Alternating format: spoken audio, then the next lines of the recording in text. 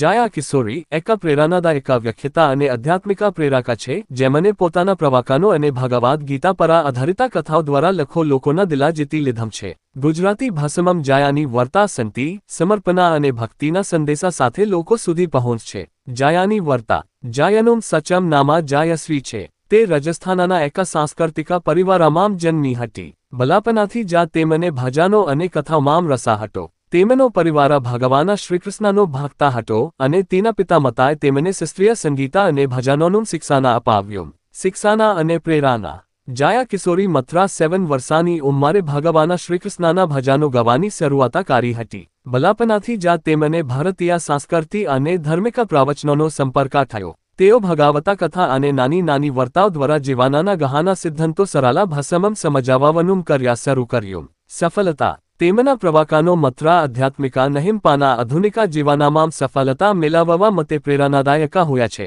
લોકો તેમને પ્રેમથી મોદરના મીરા કહીને પણ ઓળખે છે। જાયા કિશોરીની વાર્તા કોઈ એક વ્યક્તિની નથી, પરંતુ તે આ ધ્રુવતારાની જેમ છે, જે આજે હજારોને જીવન જીવવા માટે માર્ગદર્શિત કરે છે। જો તમારે અમારી ગુજરાતી ભાષામાં જણાવેલી વાર્તા પસંદ આવી હોય તો અમારી ચેનલને લાઈક કરો, સબસ્ક્રાઇબ કરો અને તમારી મિત્રમંડળમાં શેર કરો।